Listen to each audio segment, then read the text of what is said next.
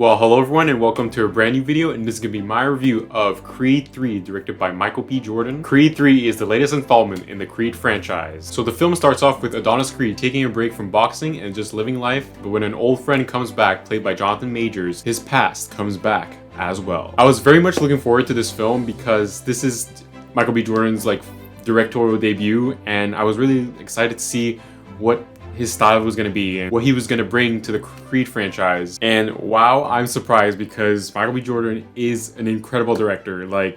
Wow. The film is extremely well directed. I'm so impressed. I'm not even kidding. I walked out of this movie with the same vibes that I got from A Star Is Born, because A Star Is Born was the directorial debut of Bradley Cooper, and now it's the directorial debut of Michael B. Jordan. Now, I might be saying a really controversial and unpopular opinion, but this might be the best Creed film in the trilogy so far.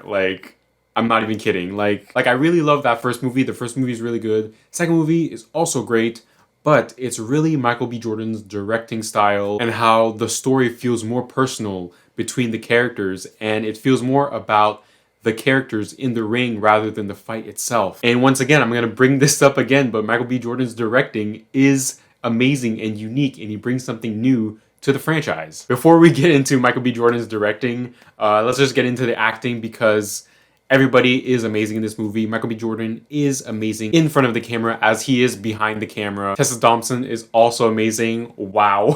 In the film, we also get introduced to Amar Creed, played by Mila Davis Kent. Did I get that right? And I love the fact that her character provided some heart and emotion for the overall film. But the biggest standout of this movie is Jonathan Majors, who plays Damian Anderson, Adonis Creed's old friend.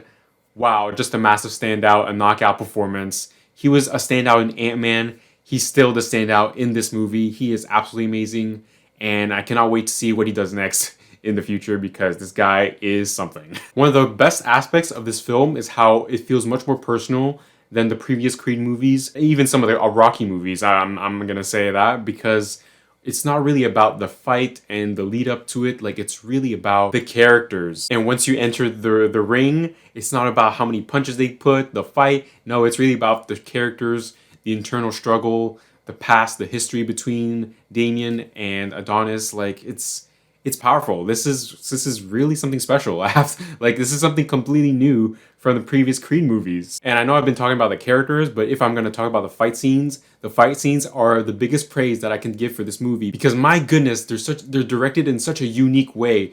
Michael B. Jordan has been really forward and upfront about this in interviews, that his inspiration for the fight scenes are from anime, and you can see it throughout every fight sequences in this movie. The close-up on the eyes, the way Creed kind of looks over at a specific spot, body part, or where to hit, does a close-up of that part, and then it's just so different. A lot of the fights in the Rocky movies and Creed, they're more reality based, but this one has kind of a fantasy element to it in a way. There's even a certain scene that takes place, I won't spoil it, but you'll definitely check it out just to see it for yourself. You could tell they went into this movie with a clear vision, and it was executed so perfectly. I'm telling you guys, the filmmaking and the directing of Michael B. Jordan and his team that they put into this movie is worth the price of admission. Just the filmmaking alone. And of course, right now, a lot of people are discussing Sylvester Stallone's absence in the movie, and of course there's a lot of I don't know, legal problems, whatever the crap. But in a way, I do like that the Creed franchise can finally become its own thing, it doesn't have to depend on the Rocky movies. Creed can be just its own thing. Because if I'm going to be honest, if Sylvester Stallone was involved in this movie, I highly doubt that Michael B. Jordan would have been the director of this movie, and we wouldn't have gotten those really personal character stories between Damian and Creed, and we wouldn't have gotten those anime-inspired fight scenes. Although it does feel weird at times when Rocky isn't mentioned at all in the movie. There's not even a picture of him or anything. He's out completely.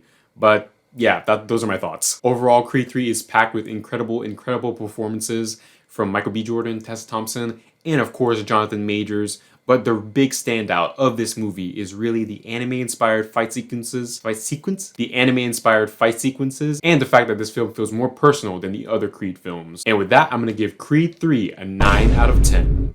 So what did you think of Creed 3? Let me know in the comments, like, share, and subscribe, and I'll see you guys on the next one.